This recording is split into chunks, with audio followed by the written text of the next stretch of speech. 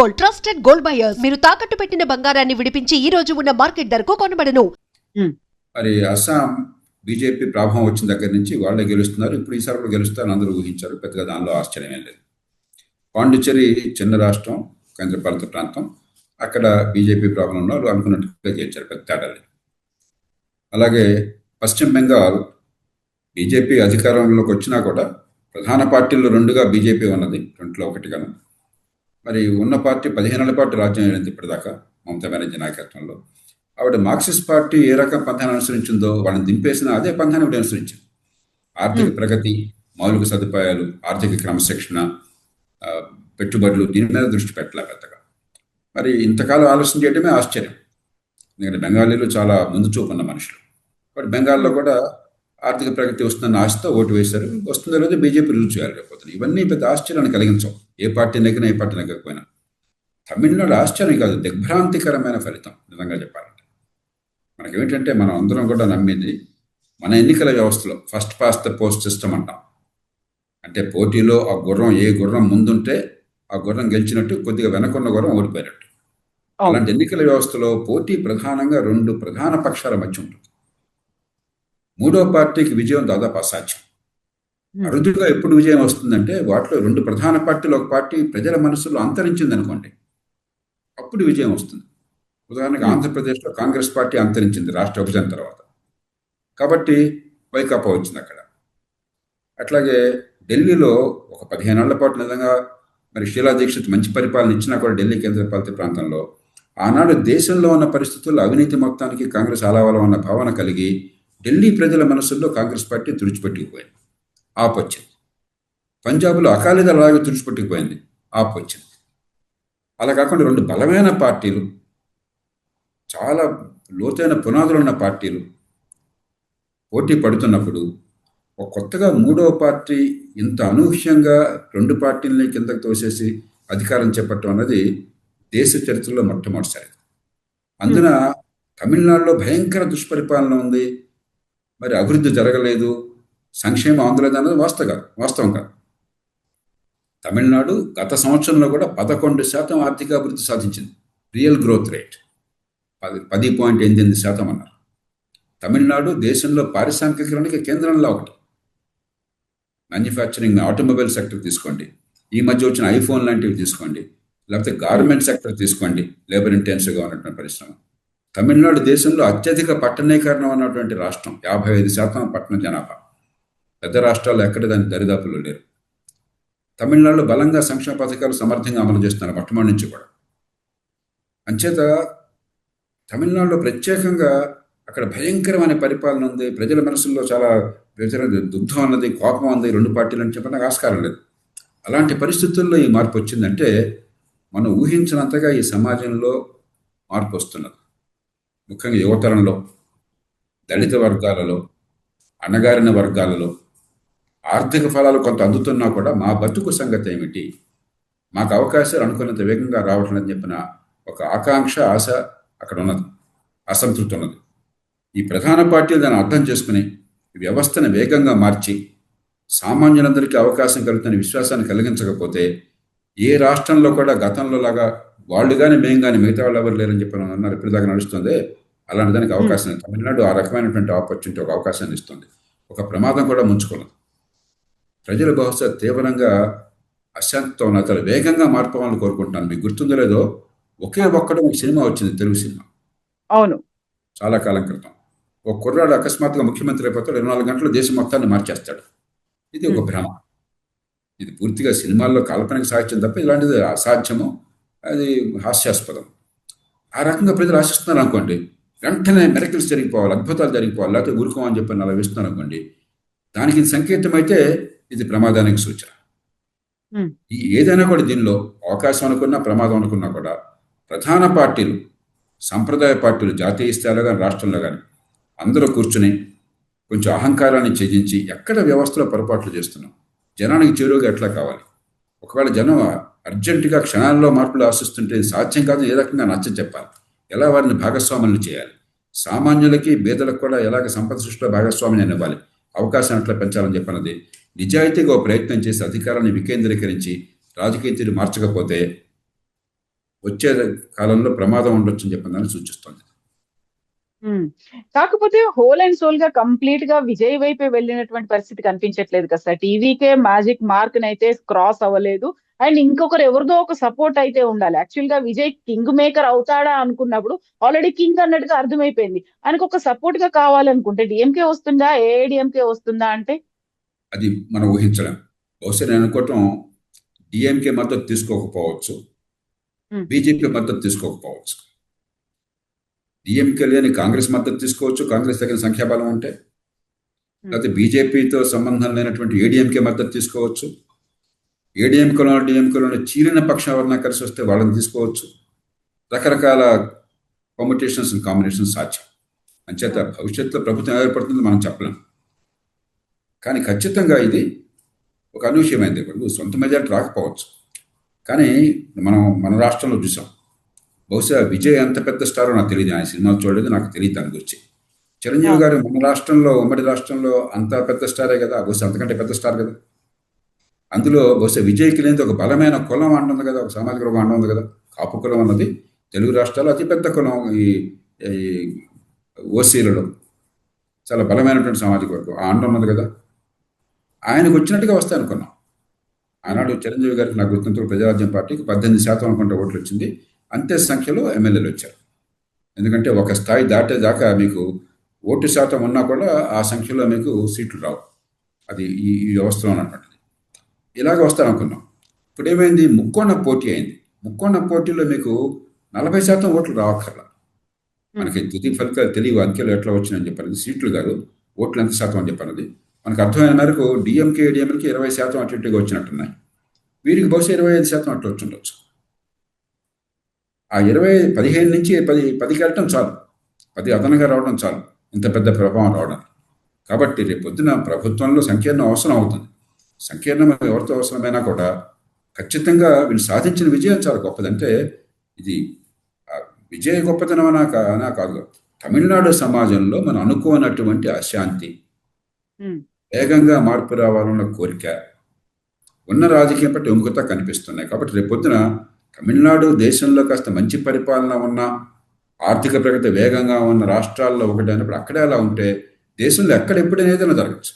తెలంగాణలో జరగచ్చు, ఆంధ్రప్రదేశ్లో జరగచ్చు, ప్రతి రాష్ట్రంలో జరగచ్చు. ఇప్పటిదాకా 2 ప్రధాన పార్టీలు ఇట్లా గట్టిగా ఉన్నారు, మధ్యలో దూరేటువంటి సందు లేదు ఎవరికి అని చెప్పి అనుకున్నాం. అదే ప్రభావాన్ని మనం చూసాం. ఎంత గట్టి ప్రయత్నం చేసాం. లోక్సత్తా చేస్తూ ప్రయత్నం చేయొచ్చు, లేకపోతే ప్రజారాజ్యం చేయొచ్చు, మరొకరు చేయొచ్చు, పవన్ కళ్యాణ్ గారు చేయొచ్చు. ఒక స్థాయి నుంచి ప్రభావం చూపెట్టలేకపోయినారు. ఎక్కడ ప్రభావం వచ్చింది? ఆంధ్రప్రదేశ్లో ఐకాపా ఎప్పుడు వచ్చింది? కాంగ్రెస్ పార్టీ పతనమైంది జనం మనసుల నుంచి. అట్లాగే పంజాబ్లో కానీ లేకపోతే ఢిల్లీలో కానీ ఎట్లా వచ్చింది? ఢిల్లీలో అప్పటిదాకా కొంత మంచి పరిపాలన ఇచ్చారు కాంగ్రెస్ పార్టీ నిజానికి, షీలా దీక్షిత్ నాయకత్వంలో. కానీ జాతీయ స్థాయిలో ఉన్న సమస్యల వల్ల కాంగ్రెస్ పార్టీకి అవినీతికి పూర్తిగా ఎడం లేదు. కాంగ్రెస్ పార్టీ అవినీతిమయమైన ప్రజల భావం కలగడం చేత పార్టీ తుడిచిపెట్టిపోయింది ఢిల్లీ మనసులో. పంజాబ్లో అకాలీదలు తుడిచిపెట్టిపోయింది. కాబట్టి ఒక పార్టీ, ప్రధాన పార్టీ అంతర్ధానం అయితే ఇంకో పార్టీ రావడం సాధ్యం. అలా కాకుండా రావడం అనేది అనూహ్యమైనటువంటి సంఘటన. అంటే ఖచ్చితంగా ప్రజల్లో మనం ఊహించిన దానికంటే అసంతృప్తి ఎక్కువ ఉన్నది. సోషల్ మీడియా యుగంలో ప్రజలు అద్భుతాలు ఆశిస్తున్నారు. ఈ నేపథ్యంలో మనం రాజకీయ వ్యవస్థ పరిణతి చూపెట్టి అహంకారాన్ని వదిలి ప్రజల ఆకాంక్ష అనుగుణంగా వ్యవస్థల మార్పులను చూపెట్టి ప్రజలను ఆకట్టుకోవాలి. లేకపోతే మన దేశం బయట, మన చుట్టుపక్కల ఉన్న దేశాల్లో, శ్రీలంకలో చూసాము, నేపాల్లో చూసాము, ఒక విప్లవం తర్వాత లక్షలాది మంది రోడ్డు మీదకి వచ్చి ప్రభుత్వాన్ని బలవంతంగా దింపిన తర్వాత అనూహ్యమైన మార్పులు వచ్చినాయి. అనురాగ్ దిశనాయక వచ్చినా కూడా జనతా విముక్తి పరిమాణ పేరుతో శ్రీలంకలో, లేకపోతే బాలన్ షా వచ్చినా కూడా ఆర్ఎస్పి, రాష్ట్రీయ స్వతంత్ర పార్టీ పేరుతో, కొత్త పార్టీ పేరుతో అద్భుతంగా నేపాల్లో ముందు ప్రధానమంత్రి వచ్చినా కూడా అక్కడ పరిస్థితులు వేరు. తమిళనాడులో ఆ పరిస్థితులు లేవు. కాబట్టి తమిళనాడు జరిగింది, లేకపోతే ఇంక దేశంలో ఇంకోసారి జరగడం లేదు, ఎక్కడైనా జరగచ్చు. ప్రధాన పార్టీలు, జాతీయ పార్టీలు, ప్రాంతీయ పార్టీలు మేలుకొని ఎట్లా ప్రజల ఆకాంక్ష అనుగుణంగా రాజకీయాన్ని మార్చాలి. ఈ డబ్బుల పంపిణీ, ఈ తాత్కాలిక సంక్షేమము, ఈ కుటుంబాలు, కులాలు ఇదే రాజకీయంగా చేస్తున్నాయి ఏ పార్టీ వచ్చినా కూడా.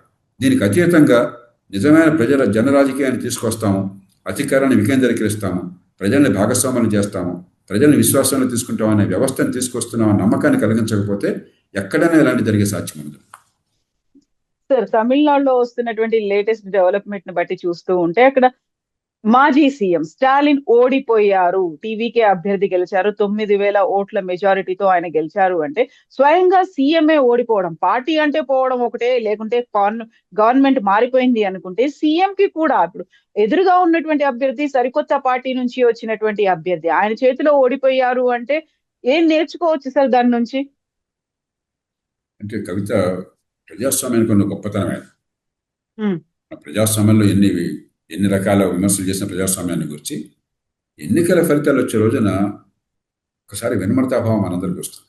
ఈ సామాన్య ప్రజలు చాలామందికి అక్షరజ్ఞానం లేకపోవచ్చు, లోకజ్ఞానం అందకపోవచ్చు, కొందరు నిరుపేదలు కావచ్చు, కానీ వాళ్ళు తలుచుకుంటే ఓటలు బళ్ళు అవుతాయి, బళ్ళు ఓటలు అవుతాయి. ఏ ముఖ్యమంత్రి అయినా, ఏ ప్రధానమంత్రి అయినా సరే, నేను గొప్పవాడిని కాబట్టి ఇక్కడ కూర్చున్నానన్న అహంకారం అంటే అది రాచరికానికి తగ్గింది, కానీ ప్రజాస్వామ్యానికి కాదు. ఈ ప్రజలు ఏదైనా సాధించగలరు శాంతియుతంగా, నిశ్శబ్దంగా, రెండో కంటి తెలియకుండా. ఎన్నికలకు ముందు ఎవరన్నా కూడా స్టాలిన్ ఈ ఎన్నికల్లో తన నియోజకవర్గం ఓడిపోతారని ఊహించారా? లేదు. అందులో టీవీకే చేతులతో ఊహించారా? అంటే ఎంత నిశ్శబ్దంగా చేశారు. టీఎంకేకి యంత్రాంగం లేదా, డబ్బులు లేవా, ప్రచారం లేదా? అంచేత మొట్టమొదటి మనం గుర్తించాల్సిన ప్రజాస్వామ్యం అనేది అద్భుతమైన వ్యవస్థ. ప్రజాస్వామ్యంలో ఏదైనా సాధ్యం. రెండవది గుర్తించాల్సింది, ప్రజల్లో ఒకసారి అసంతృప్తి గూడు కట్టుకున్న తర్వాత మనుషులు వీళ్ళ వాళ్ళని చూడరు, మంచి చెడు కూడా చూడరు. ఇప్పుడు ఉదాహరణకి మన ఆంధ్రప్రదేశ్లో వైకాపాని ఓడించారు. నిజంగా వైకాపాలో ఓడిన వాళ్ళల్లో కొందరు చాలా మంచి వాళ్ళు ఉన్నట్టు నేను విన్నాను. నిజాయితీ పరులు, సమర్థులు, మంచివాళ్ళు, ప్రజా సంక్షేమాన్ని కోరేవాళ్ళు. గెలిచిన వాళ్ళు ఉన్నారు కొంతమంది. కానీ ఒకసారి ఆ భావం వచ్చిన తర్వాత ఇక మంచి చెడు విచక్షణ ఉండదు. ఒక స్వీప్ అంటాం, ఆ తుడిచిపెట్టడంలో మంచివాళ్ళు ఓడిపోవచ్చు, చెడ్డవాళ్ళు నెగ్గొచ్చు. చాలా ప్రభావం ఉండే పేరున్నవాళ్ళు ఓడిపోవచ్చు, పేరు లేని వాళ్ళు నెగ్గొచ్చు. బహుశా ఇవాళ విజయ్ పేరుతో ఎన్నికయ్యే వాళ్ళలో 190 మంది ఆ మనిషి ఎవరో ఓటర్లకు తెలిసి ఉండదు, ఆ రాష్ట్ర ప్రజలకు తెలిసి ఉండదు, ఆ మనిషి మొహాన్ని చూసి పేరు చూసి ఎవరు ఓటు వేసి ఉండరు. ఎగ్జాక్ట్లీ. విజయ్ కూడా అదే క్యాంపెయిన్ చేశాడు. ప్రతి చోట నేనే ఉన్నాననుకొని నాకు ఓటు వేయండి అనే మాట చెప్పాడు. అన్ని చోట్ల నేనే పోటీ చేస్తున్నాను అనుకోండి అనేది. సో ఇక్కడ మిగతా రాష్ట్రాలతో పోలిస్తే తమిళనాడులో రీజనల్ పార్టీలే పోటీలు పడ్డాయి. నేషనల్ పార్టీ రీజనల్ పార్టీతో కలిసి ఒక అలయన్స్ గా వచ్చింది. మిగతా అన్ని చోట్ల కూడా నేషనల్ పార్టీస్ ముందుకొస్తున్నాయి, అక్కడ ఉన్నటువంటి రీజనల్ పార్టీస్ ని తుడిచేసే ప్రయత్నం చేస్తున్నాయి అనుకున్నప్పుడు ఇక్కడే సరికొత్తగా వచ్చినటువంటి ఇంకొక రీజనల్ పార్టీ అండ్ పాండిచేరిలో కూడా కొంచెం అక్కడ సిగ్నిఫికెంట్ గా కనిపించింది టీవీకే అనుకున్నప్పుడు ఈ మళ్ళీ మనం చూస్తున్న ఈ అనాలిసిస్ లో ఇట్లా రీజనల్ పార్టీలను వైప్ అవుట్ చేయడానికి నేషనల్ పార్టీలు ఉన్నాయి, అందుకోసమే రాష్ట్రాల్లో స్ప్రెడ్ అవుతున్నాయి అంటే తమిళనాడు రాజకీయాలు ఏం చెప్తున్నాయి సార్ మరి?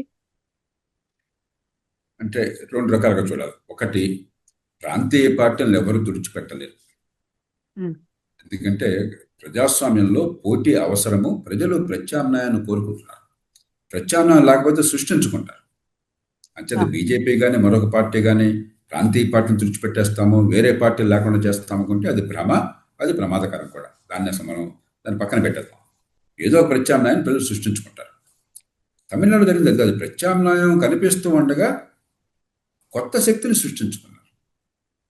బహుశా బీజేపీ వారు ఇప్పుడు కొంచెం కలత చెందుతుంటారు. ఎందుకంటే అన్నామలై ఒక యువకుణ్ణి, మంచి ప్రతిభ ఉన్న పేరున్న, గతంలో పోలీస్ అధికారిగా పనిచేసిన నాయకుడిని పెట్టుకున్నారు. ఆయన రాష్ట్రంలో కొంత ప్రభావం చూపెడుతున్నప్పుడు బీజేపీ ఒక అంచనా వేసింది. మామూలుగా అంచనా ఎవరు వేసినా అలాగే వేస్తారు. మనకు సొంతంగా గెలిచే అవకాశం లేదు మూడో పార్టీగా. పాతుకుపోయిన పార్టీలు ఉన్నాయి ఇక్కడ, ద్రవిడియన్ పార్టీలు. మనం ఏదో ఒక పార్టీతో, ప్రధాన పార్టీతో మద్దతు మనకు సంకీర్ణం లేకపోతే, పొత్తు లేకపోతే లోక్సభలో కూడా మనకు దెబ్బ తగులుతుంది. మన లోక్సభలో మనకి సీట్లు చాలా అవసరము. కాబట్టి ఏడీఎంకే కూటమికి వచ్చే సీట్లు మనకు మద్దతు ఇచ్చేదిగా లేకపోయినట్టయితే మనం ప్రమాదంలో పడతాము. అంచేత మనం తొందరపడద్దు అని చెప్పి నేను నిర్ణయం చేసుకున్నారు. ఇప్పుడు బహుశా పొరపాటుని పడుకుంటారు. ఎందుకంటే ప్రజలు సిద్ధంగా ఉన్నారు, మనం సిద్ధంగా లేవము అని చెప్పిన భావన ఒకటి కలగచ్చు. దీని ప్రభావం రేపు తెలంగాణలో ఉండొచ్చు. తెలంగాణలో ఇప్పుడు దాకా ఏమైంది, లోక్సభ ఎన్నికల్లో సగం స్థానాలు బీజేపీ సాధించింది. మళ్ళీ తర్వాత ఈ పంచాయతీ ఎన్నికల్లో బీజేపీ వెనక్కి వెళ్ళిపోయింది. ప్రజల మనసుల్లో పెద్దగా కాంగ్రెస్ పార్టీకి పోటీ ఇస్తుందన్న భావం లేదు. కాబట్టి టీఆర్ఎస్ పెరిగే అవకాశం ఉంది. ఇప్పుడు బహుశా ఈ అనుభవంతో బీజేపీ ఒక తృతీయ శక్తి ఎదగడం సాధ్యమో, ప్రజలు ప్రత్యామ్నాయాన్ని కోరుకుంటున్నారు, ఉన్న రెండు పార్టీలు కాదు అని బహుశా కొత్త ధోరణి ప్రదర్శించవచ్చు. కాబట్టి దీని ప్రభావం దేశంలో సంప్రదాయ పార్టీల్లో ఉంటుంది, ప్రధాన పార్టీల్లో ఉంటుంది. ప్రధానంగా బీజేపీ మీద ఉంటుంది. ఎక్కడెక్కడైతే బీజేపీ గట్టిగా పోటీకి కొత్తగా విస్తరించే ప్రయత్నం చేస్తుంది దక్షిణాది రాష్ట్రాలు వగైరా రాష్ట్రాల్లో అక్కడ ఉంటుంది. అంతకు మించి నేను చూసేది ఎవరు గెలుస్తారు లేక ఓడతారని కాకుండా ప్రజల్లో మార్పు కావాలన్న కదలిక ఉన్నది. అది స్పష్టంగా చూపెడుతున్నారు. దానికి రాజకీయ పార్టీలు స్పందించాలి. వేగంగా అద్భుతాలు జరగాలన్నటువంటి అసంతృప్తి ఉన్నది. మొదటిది మంచిది, మార్పు కావాలన్న చైతన్యం దేశానికి మంచిది. అద్భుతాలు వెంటనే జరగాలన్నటువంటి అసంతృప్తి దేశానికి ప్రమాదకరం. దాన్ని గనక ఒక దారిని పెట్టకపోయినట్టయితే అద్భుతాలు జరగవు. మానవ జీవితంలో ఒకే ఒక్కడి సినిమాలాగా అద్భుతాలు జరగవు. అది సినిమాకి మాత్రమే సాధ్యం. మన కుటుంబం బాగుపడాలన్నా, దేశంలో సంపద సృష్టించాలన్నా, పేదరికాన్ని తొలగించాలన్నా, జీవన ప్రమాణాలు పెంచాలన్నా కూడా దీర్ఘకాలం ఆర్థిక ప్రగతి కావాలి. కష్టపడాలి, మనకు నైపుణ్యం అందాలి, మన అందరం కూడా ప్రగతిలో భాగస్వాములం కావాలి. అలా కాకుండా మ్యాజిక్ ఏదన్నా ఉంది, నేను గెలిస్తే రేపొద్దు అన్నీ జరిగిపోతాయన్న భావాన్ని కలగజేసి ప్రజలు దానికి కనుక, ముఖ్యంగా ఈ జెన్సీ అంటున్నాం, జెన్సీ దానికి కనుక బోల్తా పట్టట్టయితే అది ఖచ్చితంగా దేశానికి ప్రమాద ఖండిక. ఎస్ సార్, వెస్ట్ బెంగాల్ అనేది ఎలా ఉంది సార్? అక్కడ యాంటీ ఇన్కంబెన్సీ ఉందా, లేకుంటే బీజేపీ గవర్నమెంట్ చాలా అందులో ఎంటర్ అవ్వాలనేటువంటి ఒక శత విధాల ప్రయత్నాలు చేసింది, అది ఫైనల్లీ అది సక్సెస్ అయినట్టు కనిపిస్తోంది సార్. అంటే మమతా మీద వ్యతిరేకత ఉందా? బీజేపీ లేకుంటే మోదీ అమిత్ షాల వ్యూహం ఫలించిందా? అక్కడ చాలా సీరియస్ అలిగేషన్స్ మమతా బెనర్జీ చేశారు, కేంద్ర ప్రభుత్వం మీద చేశారు, సర్ మీద చేశారు, ఈసీ మీద చేశారు, సిబిఐలు ఇంక్లూడింగ్ ఆర్మీ మీద కూడా చేశారు తను.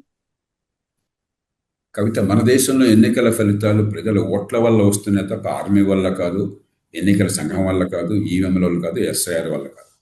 నేను మొట్టమొదటి మాట మళ్ళీ మళ్ళీ మళ్ళీ స్పష్టంగా చెప్తున్నాను. అలా కాకపోతే జాతీయ స్థాయి అధికారంలో ఉన్న బీజేపీ, రాష్ట్రంలో అధికారంలో ఉన్నటువంటి డిఎంకే ఇద్దరు కలిసి విజయకి పట్టం కడతారా? ఇవన్నీ కూడా మనకేదో కుట్రలో కుతంత్రాలు అని చెప్పి నమ్మే కాన్స్పిరేటరీ థియరీస్ ఇప్పుడు ఉంటారు. ఎన్నికల్లో ఫలితాలకి ప్రజల మనస్సుల్లో ఉన్న ఆలోచనల మీద దృష్టి పెట్టకుండా రకరకాల గురుడీలు పెట్టేవాళ్ళు చాలా మంది. ఇవన్నీ పూర్తిగా అసత్యాలు, అది వాస్తవం కానే కాదు. మౌలికంగా నాకు అర్థమైనంతవరకు ఏం జరిగిందంటే, మార్క్సిస్ట్ పార్టీ 30 ఏళ్ల పాటు వాళ్ళ పిడివాదాన్ని పట్టుకుని ఇవాళ 5.5% దిగిపోయింది. అది బెంగాల్ పెరుగుతుంది, బెంగాల్ తగ్గిందని అంటలా, కానీ మిగతా దేశం ఇంకా బాగా పెరిగింది. కాబట్టి బెంగాల్ ఓటా దేశ సంపదలో ఈవేళ 5.5% పడిపోయింది, అంటే సగానికి పడిపోయింది అప్పుడు ఉన్న దానికంటే. అది కేవలం అక్కడ ప్రభుత్వాల నిర్వాహం. మార్క్సిస్ట్ పార్టీ ఈ దేశంలో అధికారం ఉన్నటువంటి సమయంలో ఆ పిడివాదాన్ని పట్టుకుని సంపద పెంచే దృష్టి లేకుండా ఎంతసేపటికి వాళ్ళ నినాదాలు, వాళ్ళ గొడవలు తప్ప ఇంకోటి లేదు. పరిశ్రమ, పెట్టుబడి అని చెప్పంటే వాడు పాపాత్ముడిగా భావించారు. ఆ తర్వాత మమతా బెనర్జీ వస్తున్నప్పుడు నాలాంటి వాళ్ళు ఆశపడింది ఏంటంటే, ఒక ప్రత్యామ్నాయ ఆర్థిక వ్యవస్థని ఇమాజిన్ చేస్తారు, ప్రజల ముందు ఆ దృశ్యాన్ని పెడతారు, ఆ ఎజెండాకు అంకితం అవుతారు. మౌలిక సదుపాయాల కల్పన, ఆర్థిక క్రమశిక్షణ, పెట్టుబడులు, సంపద సృష్టి, ఉపాధి కల్పన, ఆదాయాల పెంపు.